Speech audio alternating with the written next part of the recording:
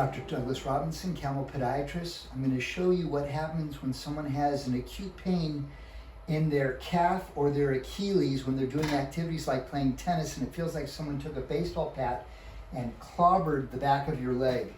So this poor guy happened last night when he was playing competitive tennis.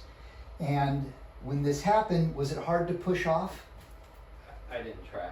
Didn't try to push off. So he went to the emergency room, which is good. You want to do that. They didn't do x-rays or ultrasound, but they said he had a partial rupture. So the way that we determine if it's partial, full, or no rupture is you do something called the Thompson test. And what that does is when I squeeze the calf, when there's no tension on this, the foot should plantar flex. See how it plantar flexes? And should do it with resistance. Now I'm going to do it on the affected side. And notice there's no movement at all of the foot. There's no movement at all because his tendon here has damage. Most likely it is ruptured. You can also see that the foot on the unaffected side is down because there's tension because his tendon is intact. It pulls. This one, it's more perpendicular. And when I squeeze his tendon here, you see his foot really doesn't change much. If I pull like this, it does. But when I do this test, the Thompson test, which is pretty consistent with the partial or full rupture. If it's a partial rupture, I should see part of his foot plantar flexing, but it's not at all. So the best way of evaluating this is you want to get an x-ray to make sure that there's no avulsion fracture of the back of the heel bone where the tendon is inserting, because that's problematic. And then we do something, and we're going to do it right now, called an ultrasound. This is a diagnostic ultrasound, so we're going to do this right now. So ultrasound uses sound waves to produce an image, and we can do a static as well as a dynamic study to evaluate the integrity of his Achilles tendon.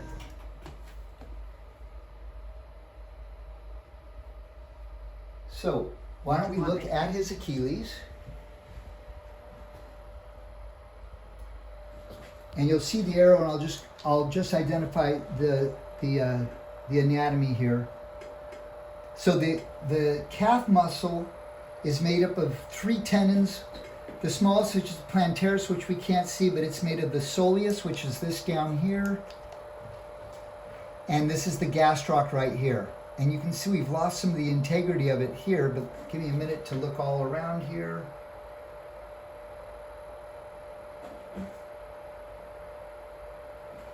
So this is long axis. We should see the fibers of his tendon going all the way down to the heel. This is where his tendon is actually bunched up right here, and then we lose the integrity right at this point, all the way down to here. And now we're going to start seeing his calcaneus, which is where the tendon inserts. And this is his calcaneus right here. So this is where the Achilles tendon inserts. This looks beautiful. This, where you start seeing disorganized fibers, all of this is a rupture. So to know whether or not he's got a full rupture, partial rupture, we're going to do another angle in just a minute.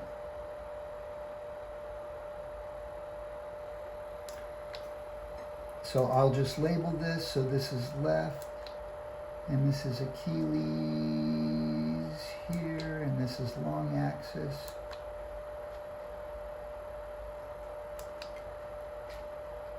And this is going from where there is some tendon to no tendon. This is being heterogeneous or amorphous. You don't see the normal longitudinal homogeneous fibular pattern that normal Achilles tendon shows.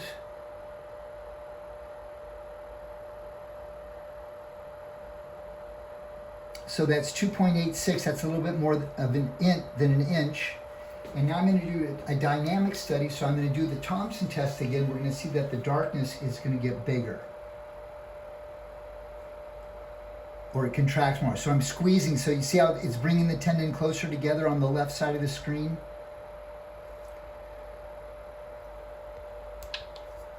And now we're going to do it the short axis. So this is calf muscle here. This is normal. And we can see here where it's partially torn here. And as I come down, it's just not intact at all here.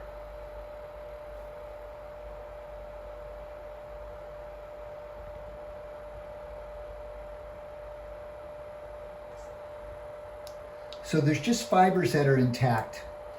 So options for this, if you are really athletic and you've got a full tear of this, a primary repair will get you back in action sooner. Some people don't want to have surgery, they want to just let this heal. And doing so, I put them in a splint plantar flex, which will bring the edges of this together, but it could take 6 to 12 months for this to fully heal. And the problem with not doing a primary repair is you're really prone for this thing to rupture again with just the smallest provocation. So unfortunately for this person, he's got a full rupture of the Achilles tendon. MRI is not needed because I can see this on the ultrasound. So we're going to talk specifically about what I've just reviewed as far as his options. I'm sorry this happened. I'm Dr. Douglas Robinson. Please take care of yourself and your patients. Thank you.